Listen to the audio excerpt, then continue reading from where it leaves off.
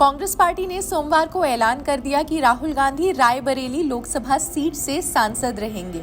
वहीं प्रियंका गांधी वायनाड लोकसभा सीट से उपचुनाव लड़ेंगी। कांग्रेस पार्टी ने ये फैसला पार्टी अध्यक्ष मल्लिकार्जुन खड़गे की बैठक के बाद ही ली। कांग्रेस के लिए अब सेफ सीट माने जाने वाले वायनाड से अगर प्रियंका गांधी जीतने में सफल रहती है तो ऐसा पहली बार होगा कि नेहरू गांधी परिवार के 3 सदस्य एक साथ संसद में हिस्सा लेंगे।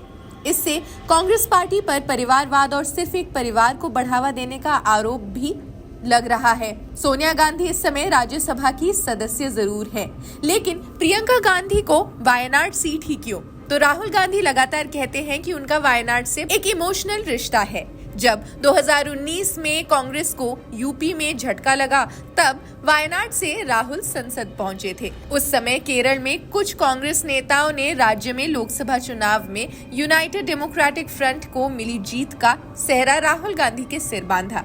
हालांकि इसके 2 साल बाद केरल में हुए विधानसभा चुनाव में कांग्रेस को बड़ा झटका लगा। तब केरल की जनता ने हर 5 साल में सत्ता बदलने की रिवायत न कायम रखते हुए एलडीएफ के पिनरई विजयन को लगातार दूसरी बार सरकार बनाने का मौका दिया। कांग्रेस पार्टी की केरल यूनिट का मानना है कि विजयन सरकार के खिलाफ लोगों में आक्रोश है।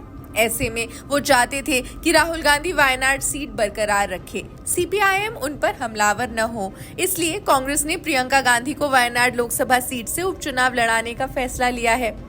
तो हाल ही में संपन्न हुए लोकसभा चुनाव में कांग्रेस ने पहले से बेहतर प्रदर्शन किया।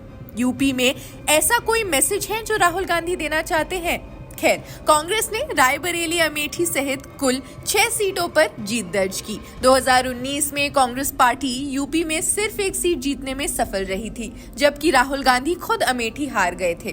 कांग्रेस का वोट शेयर भी 6.36% पर पहुंच गया था। इससे पहले 2014 में कांग्रेस को सिर्फ 2 सीटें मिली और उसका वोट शेयर 7.53% पर था। हालांकि इस बार कांग्रेस ने यूपी में 17 लोकसभा सीटों पर चुनाव लड़ा और वो 6 पर जीत दर्ज करने में सफल रही।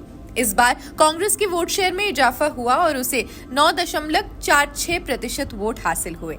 अब जब यूपी में कांग्रेस को सकारात्मक परिणाम मिले हैं, ऐसे में पार्टी ये मैसेज देने की पूरी कोशिश कर रही है कि राहुल गांधी अपनी सीट नहीं छोड़ने वाले हैं। कांग्रेस के इस फैसले की एक वजह यूपी में 2 लड़कों की जोड़ी को मिला पॉजिटिव रिस्पॉन्स भी है। यूपी चुनाव परिणाम बता रहे हैं कि राज्य में मूड बीजेपी के खिलाफ है। यहाँ बीजेपी को सिर्फ 33 सीटों पर संतोष करना पड़ा।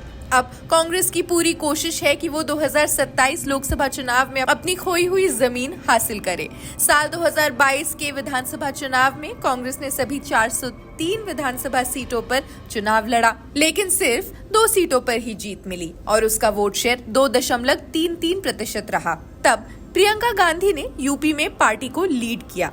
कांग्रेस और सपा के बीच गठबंधन के चलते राहुल का रायबरेली पर कब्जा बनाए रखना एक रणनीतिक रूप से समझदारी भरा कदम लग रहा है।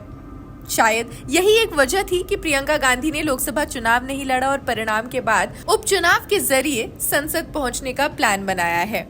कांग्रेस का मानना था कि प्रियंका गांधी चुनाव लड़े या न, लेकिन बीजेपी उन पर परिवारवाद का आरोप लगाएगी ही।